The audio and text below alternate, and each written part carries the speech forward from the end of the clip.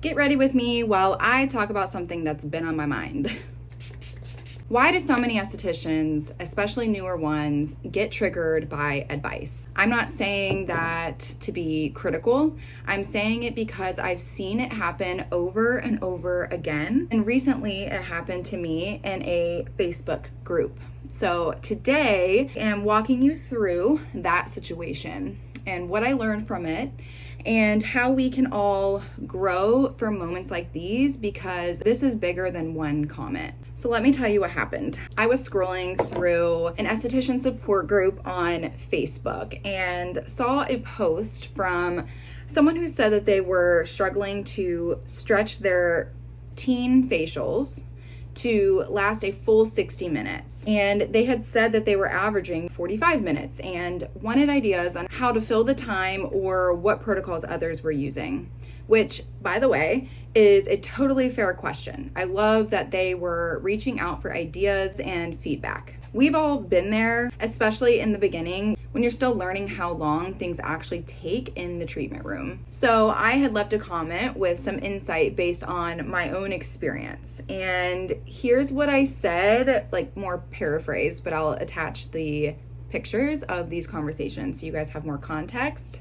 But I essentially said that a teen facial describes who it's for, but not necessarily what the goal is, and that not all teens have the same skin concerns. If you're able to address what they need in 45 minutes, why would this person need to force it to be 60 minutes? I recommended that they build a protocol based on the most common needs that they're seeing in their teen clients, and then offer additional or optional add-ons like massage if you want to extend the time. Also, I recommended that they be mindful of their time and cost of goods and make sure that their pricing reflects the value that they're giving. And I even added a link to a video on pricing that could help them, and I ended with, feel free to message me if you need more advice. And my goal was to offer genuine support and not to criticize and not to claim that I know it all. I just wanted to help someone think through what they're doing and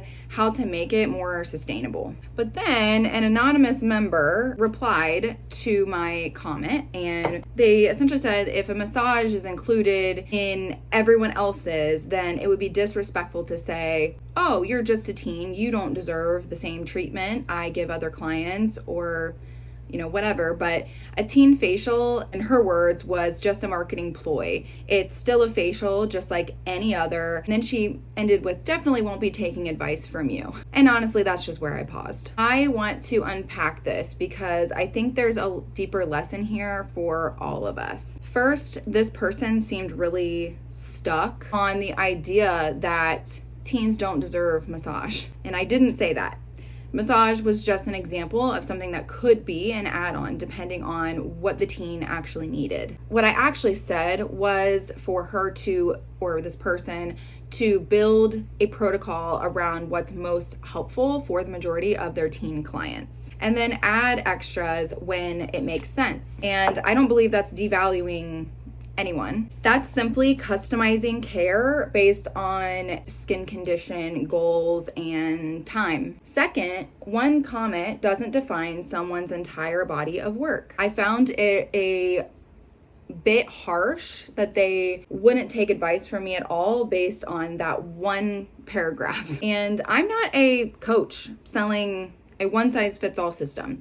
I'm a mentor who shares real experience and adjusts my guidance to each individual person's situation. And I know not everyone's going to resonate with me, and that is perfectly fine. I don't expect to be everyone's person, but we can still disagree and still be kind. Here's where I see the bigger problem. I believe that we need to talk to each other better in this industry, specifically the beauty industry. So many estheticians, especially early in their careers, get defensive the moment someone with more experience gives advice. And I get it. It can feel vulnerable. You might feel judged or like you're doing something wrong, but you have to pause before reacting. You want to ask yourself, what can I learn from this? Is there something helpful here I hadn't considered?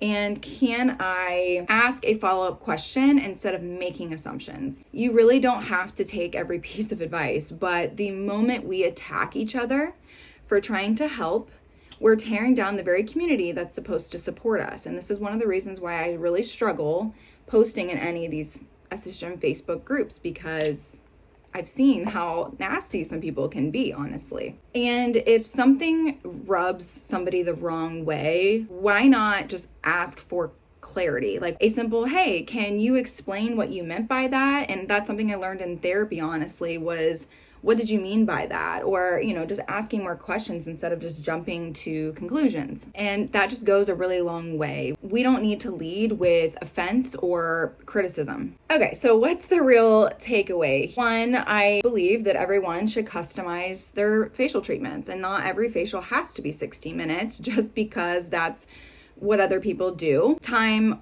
does not equal value necessarily, and results and intention do. Two, I think you should know your boundaries. If someone doesn't like your approach, that's okay.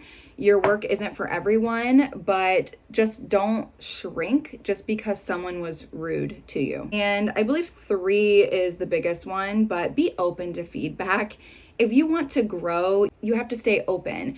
Being teachable will take you further than any certificate ever will. At the end of the day, I made peace with the comment. Like, it did not bother me, but I felt like, you know what, this is a teaching moment. I know that not everyone's going to like what I say, and that's totally fine, but I do think we can and should hold ourselves to a higher standard of communication, especially in an industry built on care, connection, and service. If this message resonated with you, drop a purple heart in the comments and let me know your thoughts.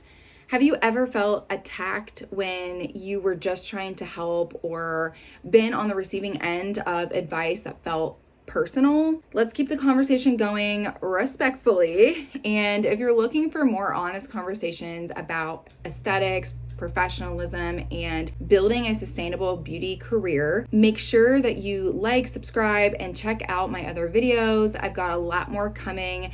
And also definitely check out my courses, because I do have like personal development courses on there and stuff. So if you're struggling because you feel like you weren't ready professionally to get out into the industry, or you're feeling really maybe not as confident in what you're doing, check out my courses. You can also email me at contact@spaprotraining.com, and I'd be happy to offer some advice there as well. But make sure you like, comment, subscribe, do all the things, and I will see you next week with my next video. See you later.